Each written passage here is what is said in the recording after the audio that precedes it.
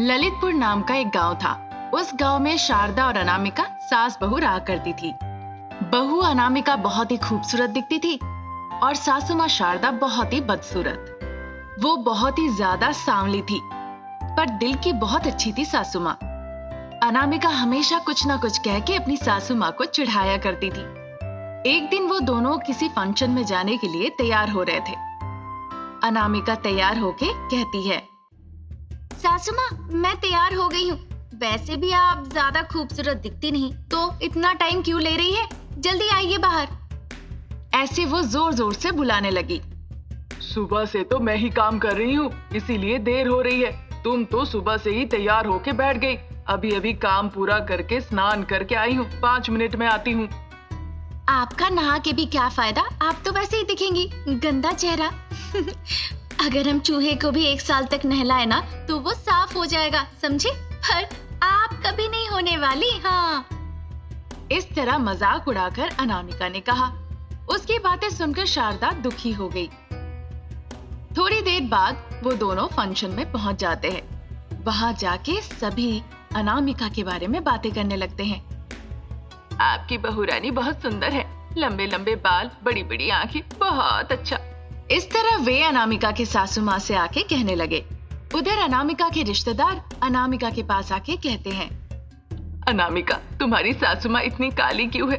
अगर बिजली चली गई तो उनकी आंखें और दांतों के अलावा कुछ नहीं दिखाई देगी, और अगर अंधेरे में गलती से मुस्कुरा दी, फिर तो सब भूत समझ के वहाँ से भाग लेंगे। इस तरह सब आके उन्हें चिढ़ा रहे थे। अनामिका भी उनका साथ देते हुए अपनी सासू माँ की बहुत जम के मजाक उड़ाई। थोड़ी देर बाद वो दोनों फंक्शन से घर लौट गए। सासू माँ, अब से आप मेरे साथ प्लीज कहीं मत जाइएगा। सब मेरा मजाक उड़ाते हैं, और तो और वो मुझ पे चिल्ला रहे थे कि मैं आपके साथ क्यों आई। मेरे रिश्तेदार का कोई फंक्शन हुआ ना, तो आप मेरे साथ मत जाइएगा, प्लीज। ऐसा कहकर वो अंदर चली गई। उसकी बातें सुनकर शारदा बहुत दुखी हो गई। मुझे कभी दुख नहीं हुआ कि मैं सांवली हूँ, लेकिन जब से अनामिका इस घर में कदम रखी है, तब से मेरा अपमान करती है। हे भगवान, आप सभी को एक रंग में पैदा क्यों नहीं किए? फिर त्वचा के रंग को लेकर इतना मतभेद ना होता। ऐसा उदास होकर वो सोचती है। ये देखकर उसके पति उसे कहते हैं, अरे शारदा, तुम इतनी उदास क्यों हो? अनामिका ऐसे ही बोलती है, उसे कुछ नहीं पता। तुम्हारे जैसा दिल किसी के पास है क्या?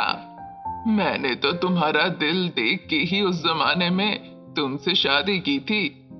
तुम्हें याद है जब मैं तुम्हारे गांव में रिश्तेदार बन के आया, तुम्हारे गांव में एक व्यक्ति को कोढ़ हो गया, सभी उसे चट्टान से मार रहे थे, तुमने उन सभी को रोका था। क्या आपको अकल है? एक इंसान अगर बीमार हो जाए तो उसे आप इस तरह मारेंगे? अगर संभव हो तो पैसे देके इसे अस्पताल ले जाइए, नहीं तो चुप रहिए। किसी को भी हक नहीं है किसी इंसान का जान ले लेने का। आज के जमाने में कुष्ठ व्याधि के बहुत सारी दवाइयां हैं और उससे ठीक भी हो जाता है। ये सब जाने बगैर तुम सब जानवरों जैसे बर्ताव कर रहे हो उसके साथ। फिर मेरे ऊपर पत्थर फेंको, पहले मुझे मार डालो, उसके बाद जाके इस इंसान को मार सकते हो। इस तरह तुम हिम्मत दिखा के उनसे बात की और अपने जेवर बेच के उसे अस्पताल ले गई। यही देख के मुझे प्यार हो गया था तुमसे।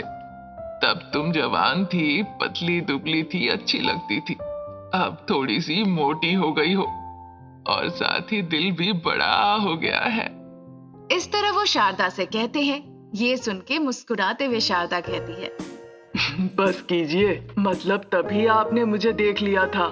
आप तो मेरे से भी ज्यादा अच्छे हैं, क्योंकि उस वक्त मेरे पिताजी मेरे लिए कितने रिश्ते देखे, पर मेरा रंग काला होने की वजह से किसी ने शादी नहीं की। इस गम से पिताजी की जान चली गई। फिर आपने सभी के सामने मुझसे शादी कर ली। आप मुझसे भी ज्यादा अच्छे हैं। इस तरह वो एक दूसरे की सराहना करते हुए बातें कर रहे थे। वो दिन खत्म हो गया। हर दिन की तरह उस दिन भी अनामिका सुबह सुबह नींद से उठ के आईने के सामने बैठ गई। अचानक शीशा टूट गया।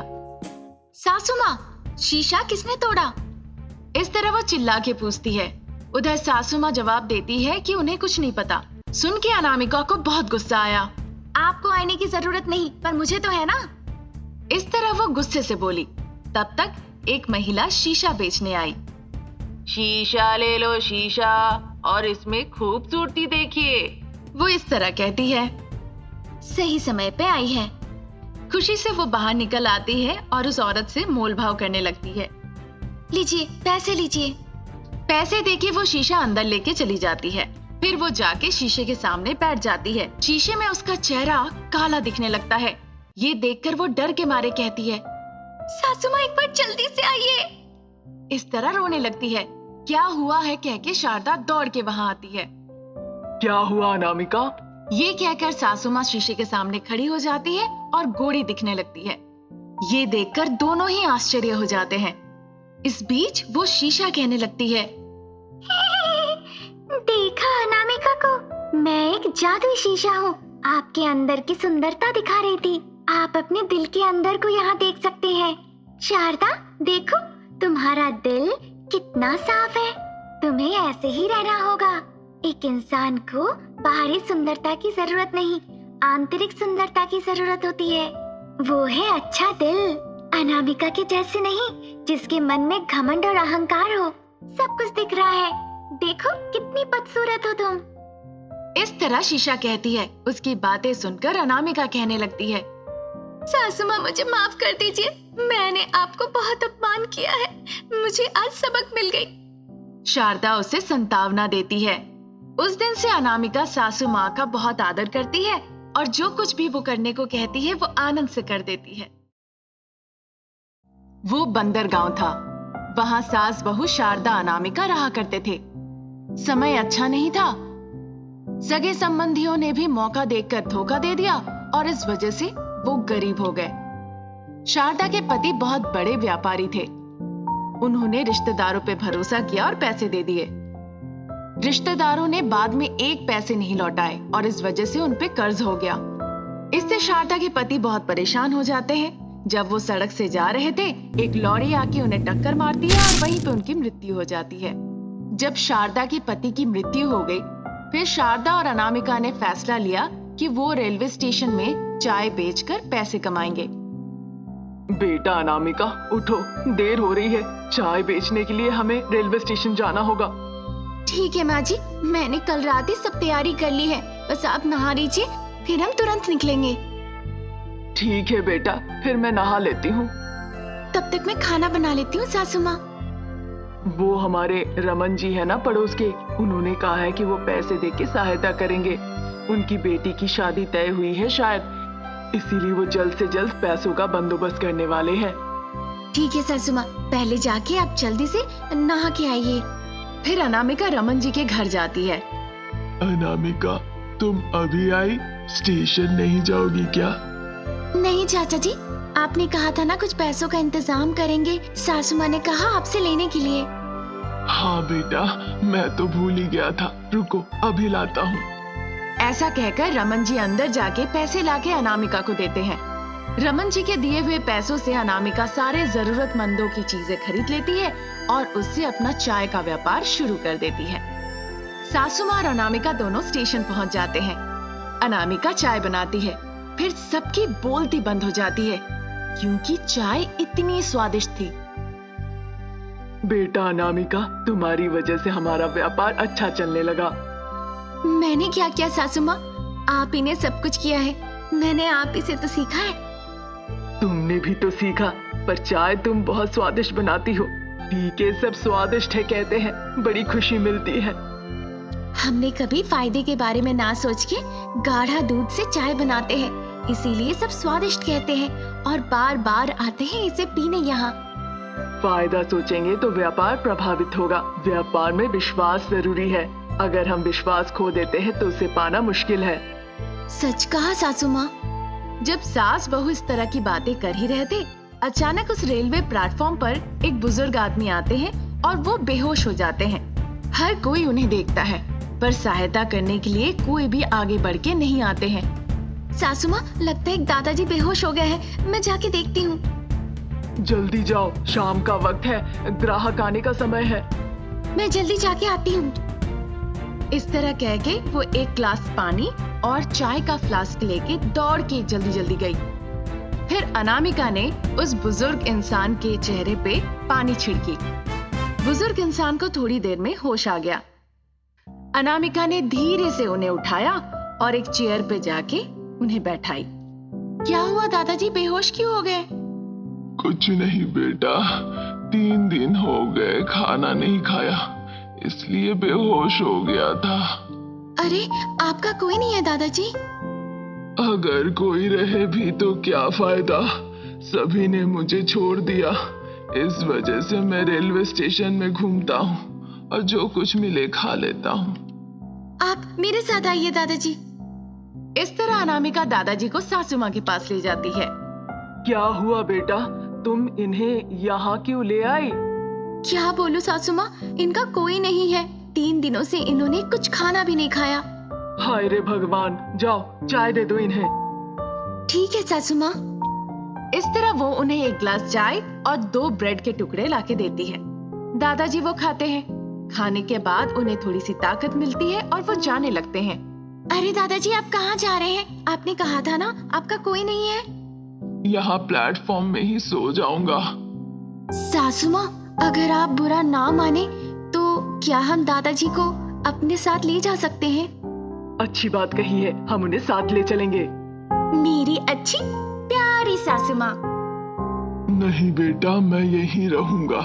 तुम लोगों पे बोझ नहीं बनना चाहता मैं। नहीं दादाजी, हम जो खाएंगे आप भी वही खा लीजिएगा। अब आप ज्यादा मत बोलिए, चलिए हमारे साथ, चलिए चलिए। मैंने अपने बेटे और बेटी को शिक्षा दी, लेकिन उन्होंने मुझे छोड़ दिया। तुम दोनों मेरे कोई नहीं हो, फिर भी अपने साथ घर ले जा रहे हो। मैं बहुत आभारी हूँ। अब कोई बात नहीं, अगर हमारे दादाजी होते तो उनकी देखभाल करते कि नहीं। अब ज्यादा बात मत करो, जल्दी चलो चलो। बिना कुछ सोचे समझे वो उस बुजुर्ग को अपने घर ले गए। जब वो दोनों उस बुजुर्ग को साथ ले जा रहे थे, उनके लिए सभी ने तालियां बजाई और बहुत सराहना किया। अनामिका मदद करो, दादाजी को घर ले चलेंगे हम। ठीक है सासू माँ। इस तरह अनामिका और सासू माँ दादाजी को लेकर घर पहुँचते हैं। बहन, कौन है ये? रिश्तेदार है क्या? नहीं भैया, रिश्तेदार नहीं है। फिर अनामिका ने रेलवे स्टेशन में जो कुछ हुआ वो रमन जी से कहा। इसीलिए आप लोग मुझे इतने पसंद हैं। आप अपने बारे में बिना सोच के लोगों की मदद करते हैं। आपकी सोच बहुत अच्छी लगती है, इसीलिए मैंने भी आप लोगों को पैसे देके मदद की। आपको पैसे वापस देने की जरूरत नहीं है। ऐसे और 10 लोगों की आप मदद करें। रमन बाबू इस तरह सास बहू की बहुत सराहना करते हैं। उनकी बातें सुनकर सास बहू बहुत खुश होती है। फिर रमन बाबू चले जाते हैं। अगले दिन सुबह सुबह सासू माँ, अनामिका और दादाजी, उन तीनों की तस्वीरें अखबार में छपती है। ये देखकर जिला के कलेक्टर साहब ने उन दोनों की बहुत सराहना की और अनामिका सासू माँ को रेलवे स्टेशन में ही स्थायी दुकान के लिए अनुमति दे दी। इस उपलब्धि से सासू माँ और अनामिका बहुत खुश हुए। तब से वो चाय का व्यापार रेलवे स्टेशन में बहुत अच्छे से करने लगे और इस तरह अपने व्यापार की वृद्धि करने के साथ साथ वो जरूरतमंदों की सहायता भी करने लगे।